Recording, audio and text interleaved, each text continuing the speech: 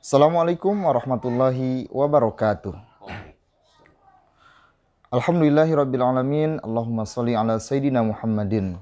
Alhamdulillah, bersyukur kepada Allah Subhanahu wa Ta'ala di kesempatan yang berbahagia ini kembali menyapa di Majelis Yas'alunaka Islam Solusi Kehidupan bersama Syekhuna Syekh Surahman Hidayat.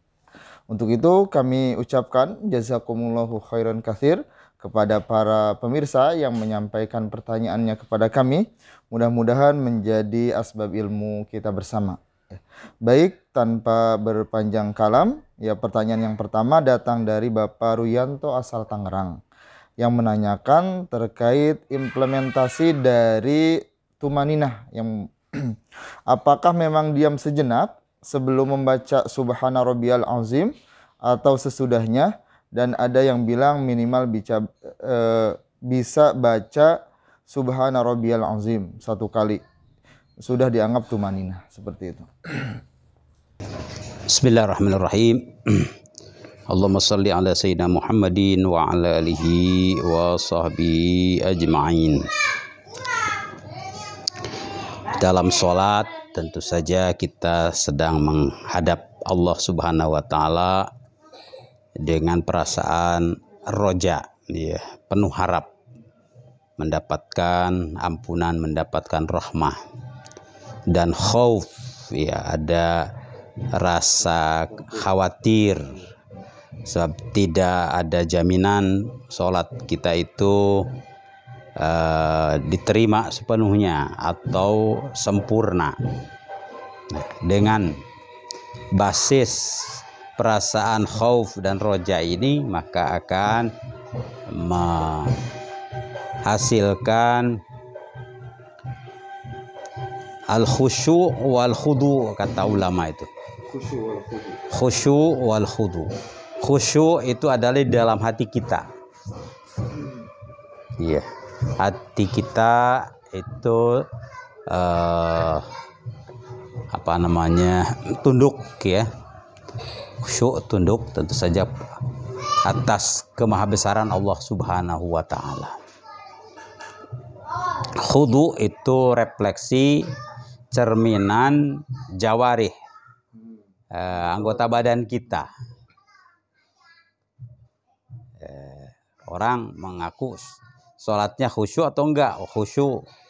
Kalau betul khusyuk, la khosya'at jawarihuhu, maka seluruh anggota badannya akan tenang begitu, tidak akan melakukan sesuatu yang lago, yang macam-macam, lu'bah, kan. Nah, tentu hasil dari khusyuk dan khudu itulah alatnya tumakninah. Sebab orang tidak akan khusyuk, tidak akan khudu kalau tiap gerakan itu tidak tumakninah, tidak mantap, dan tidak diberikan hak, waktunya, porsinya. Itu tumakninah itu di situ. Memang di dalam fikih kira-kira berapa lama gitu tumakninah itu. Ada yang muqallil lah begitu, minimize, biqadri subhanallah lah. Artinya harus ada yang dibaca, jangan ruku, sujud, tidak ada sesuatu yang diberikan haknya. Karena ketika ruku ada subhana rabbiyal azim, subhana rabbiyal azim, subhana rabbiyal azim wa bihamdihi, kan. Subhana malikul kudus. Taruhlah diambil yang pendek, subhana rabbiyal azim, itu paling pendek. Yang menengahnya kan subhana rabbiyal azim wa bihamdihi. Kalau mau tumakninah kan tidak ajalah, tidak keburu-buru. Kalau tidak al-ajalah, tidak keburu-buru, jangan milih yang paling pendek, yang menengah lah. Subhana rabbiyal azim wa bihamdihi. Satu itu saja kan butuh waktu. Contohnya kan 3 kali, taruhlah 2 kali begitu kan. Jadi tumakninah itu memberikan waktu yang sedang lah, Bahkan afdolnya tidak hanya 3 kali itu kan standar sesungguhnya 3 kali. Kalau mau dilebihi ya 5, 7 kan begitu ya kan. Justru biqadri subhanallah itu maksudnya ya subhanallah yang standar, yaitu yang 3 kali itu. Itulah tumanina, bukan hanya sekali. Kalau ditafsirkan lagi, wah hanya sekali juga boleh, yaitu kan kecenderungan yang meminimalisir ya, kecenderungan, padahal kita ingin memantapkan, bukan ya meminimalisir ya amal ibadah kita itu. Jadi itu yang dimaksud dengan tumakninah, bukan krepek-krepek begitu kan. Ya gerakannya itu ada, tentu saja diberikan haknya, hakul qalb dan hakul jawarih. Hati itu merasa khusyuk tadi, ya kan, tunduk pada Allah Subhanahu wa taala, dan di situ ada perasaan ladzah, kenikmatan ya, ketika menyebut subhana rabbiyal a'la, itu ada nikmah di situ.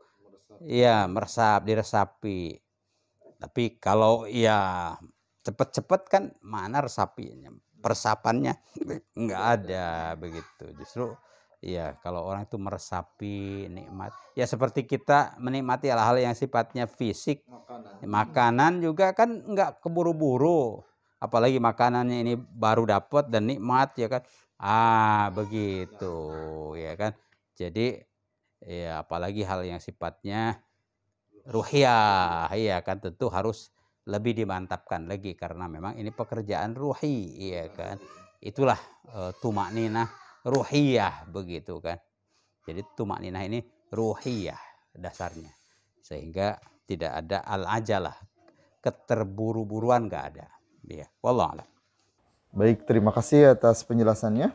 Pertanyaan berikutnya datang dari Ibu Cika asal Bandung yang menanyakan, Assalamualaikum Ustaz, saya tinggal dengan orang tua saya karena saya dan suami kerja, tapi suami saya selalu berselisih dan suuzon dengan orang tua saya. Di satu sisi saya harus taat pada suami, dan sisi lain saya juga harus berbakti ataupun takut durhaka kepada orang tua.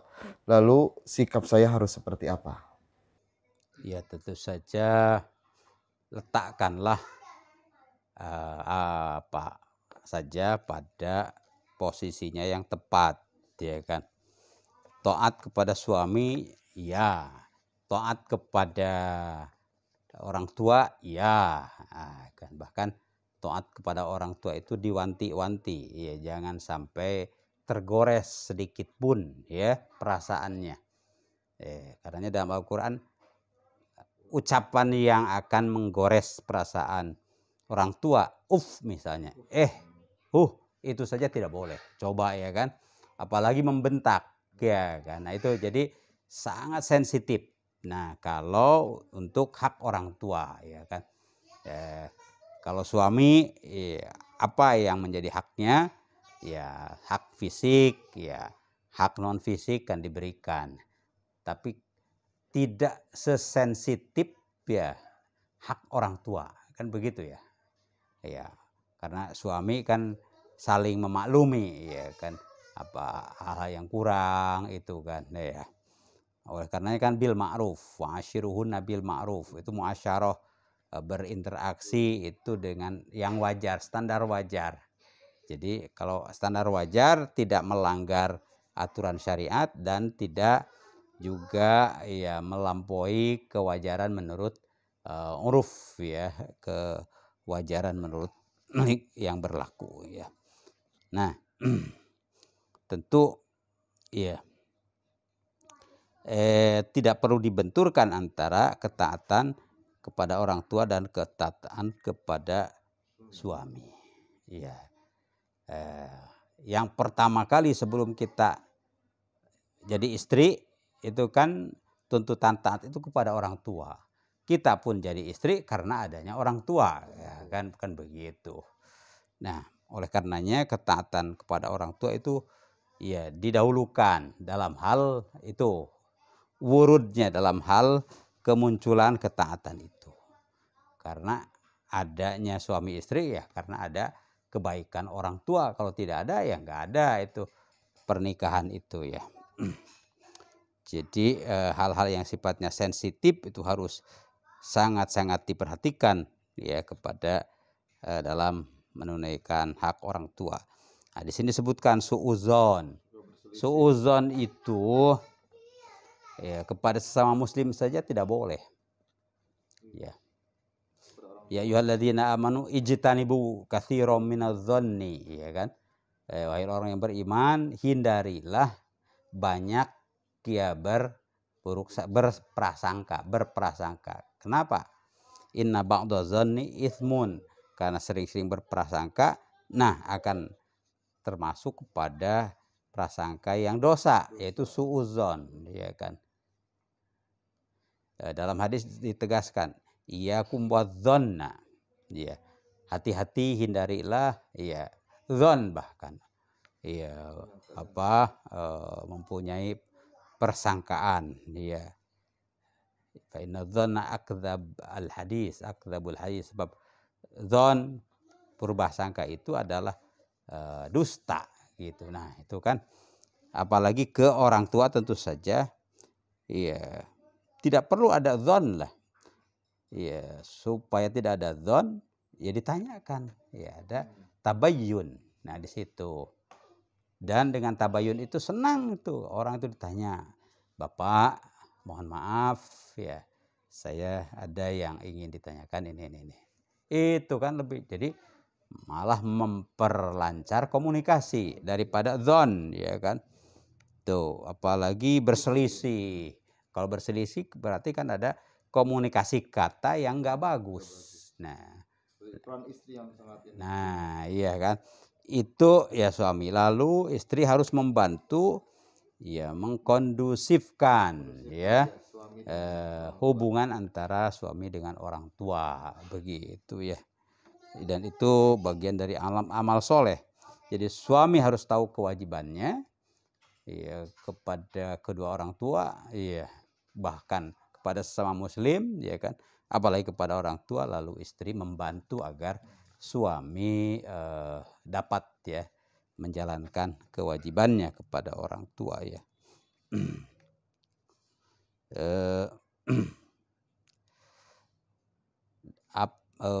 Dalam Al-Quran disebutkan, kalaupun orang tua itu berbeda agama bahkan, gitu kan, itu tidak boleh menyakiti. Ini apalagi pasti satu agama, ya kan.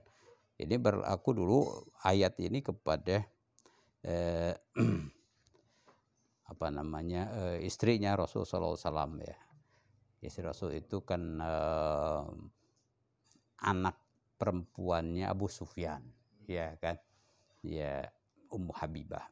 Nah, ketika Abu Sufyan dan istrinya ya mau berkunjung ke Madinah, begitu kan, kangen sama anaknya, ya Ummu Habibah tanya, ini bagaimana, begitu ya kan.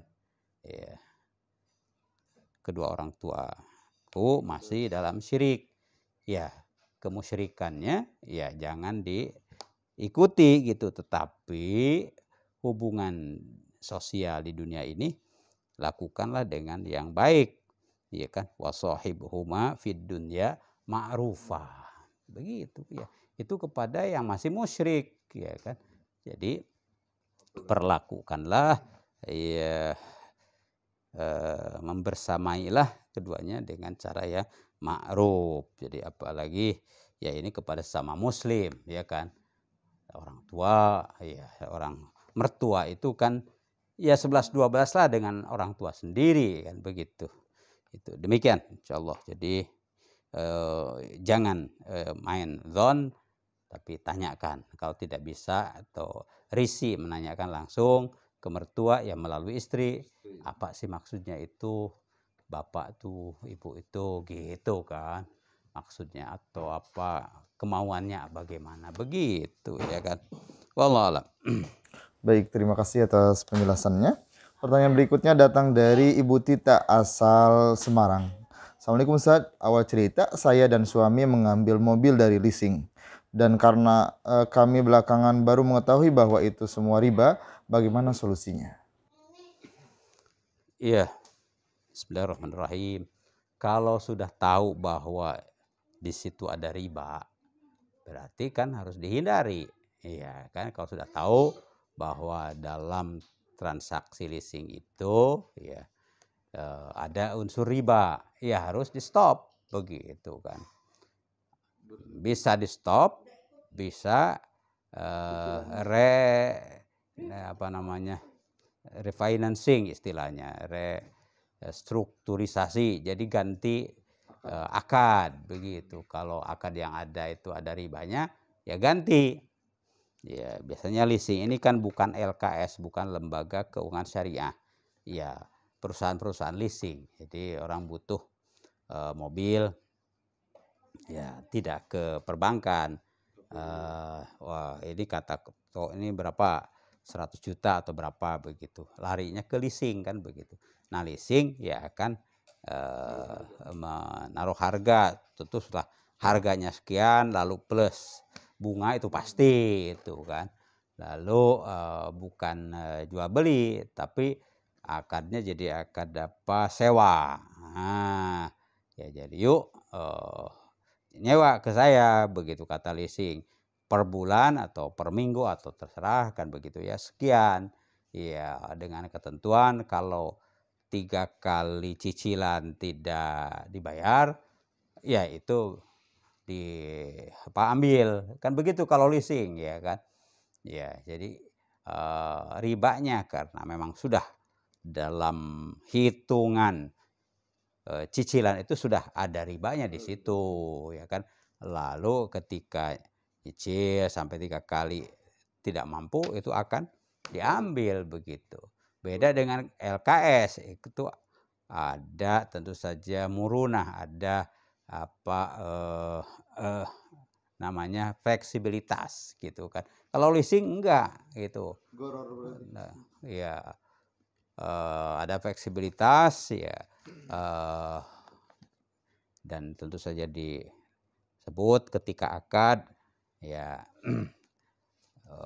apa alternatifnya itu dari ijaroh ke leasing, bisa cari pindah ke LKS gitu, tapi akan repot juga karena ya kalau bisa ya di leasing itu diganti dengan ijaroh muntahiyah bitamlik gitu kan. Cicil sampai berapa cicilan, kalau memang rapi cicilannya dengan satu perjanjian pada cicilan terakhir, itu berarti menjadi apa, pelunasan begitu ya. Itu diantara apa cara berlepas dari riba di leasing itu. Wallahu a'lam. Baik, terima kasih atas penjelasannya.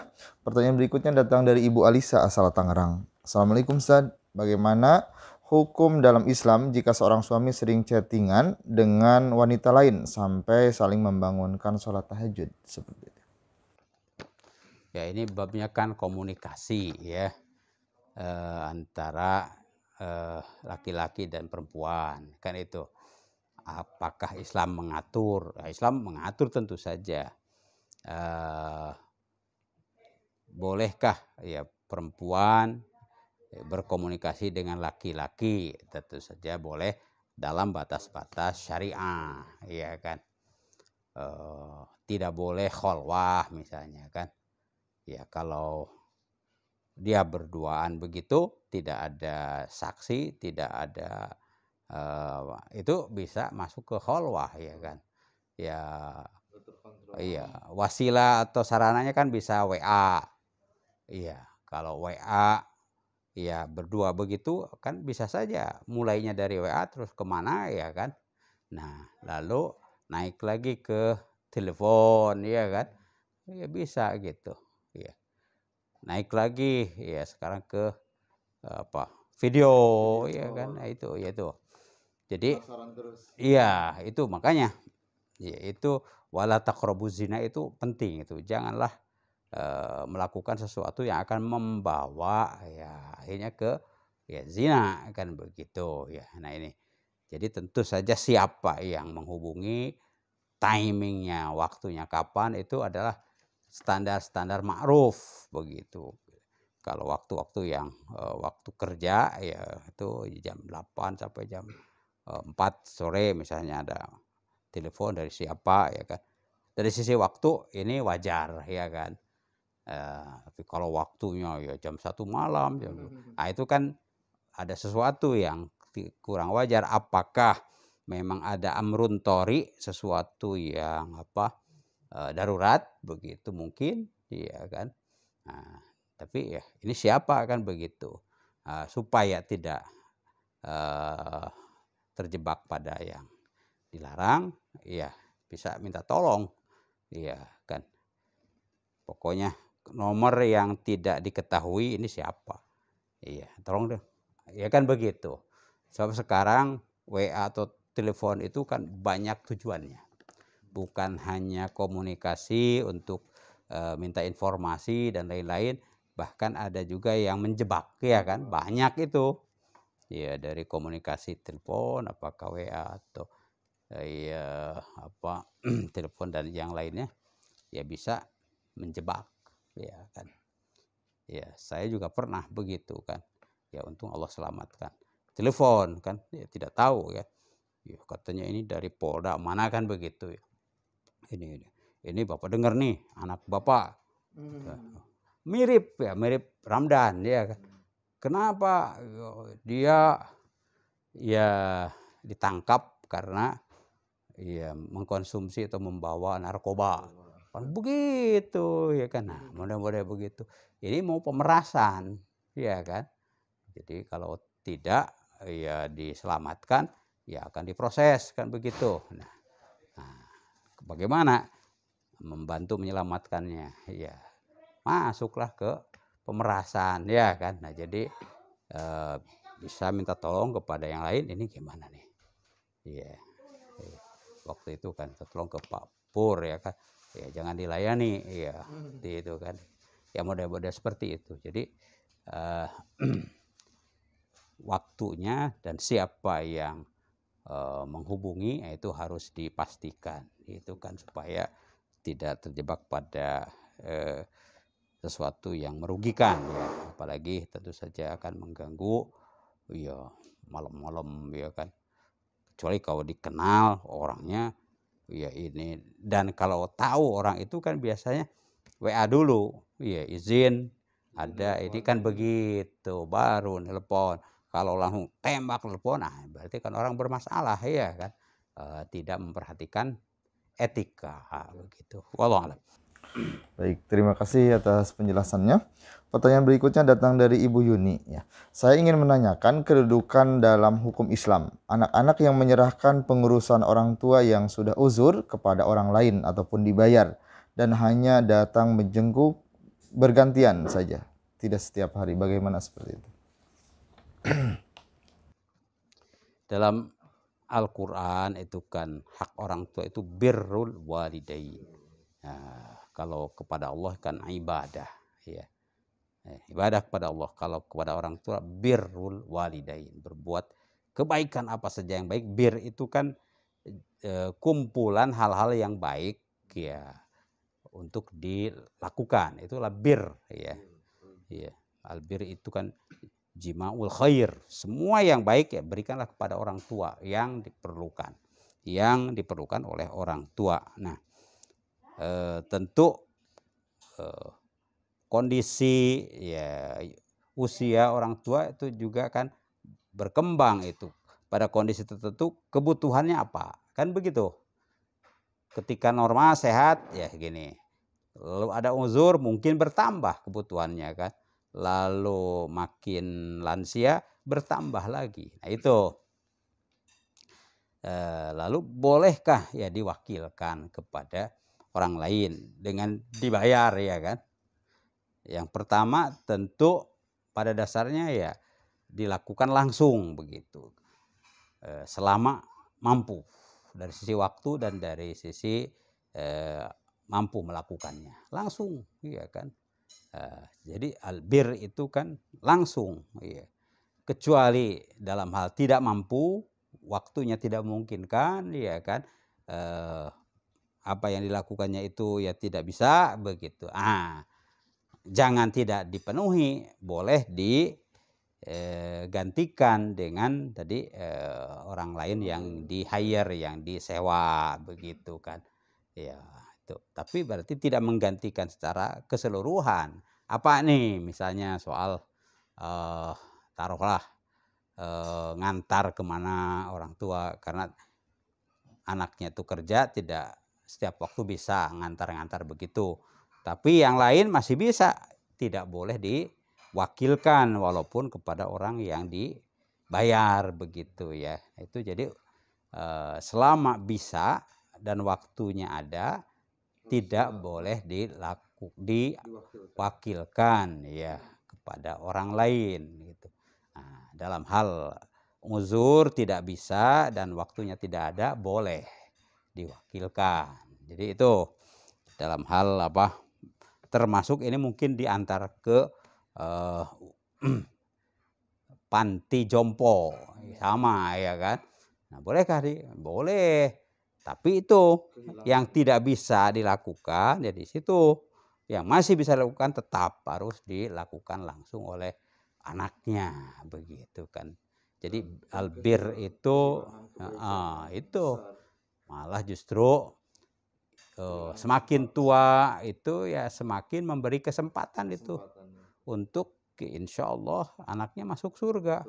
Iya, jadi bodoh seorang anak ya ketika didapati orang tuanya sudah sepuh, ya kan, tidak memanfaatkannya. Ya toh kalau sudah sepuh mungkin dari sisi waktu ya tidak lama lah. Justru mengpeng-mengpeng begitu. Ini anak yang soleh itu kan jelas akan bahasa daerahnya itu mangpang mengpeng, mengpeng bisa berbuat, ya itulah ya kan, berbuat mungkin hanya tinggal sepekan atau berapa hari atau mungkin berapa saat, lakukanlah kan begitu. Sebab itu yang insya Allah dengan ampunan atau pemaafan dari kedua orang tua dan ridho dari orang tua, ya insya Allah ada harapan anak itu selamat dan masuk surga Allah. Jadi itulah wawasan seperti itulah yang harus dihadirkan, sehingga gantilah sama ini. Kita kan mampu apa menggaji, enggak begitu ya kan. Ya. Demikian wallahu alam.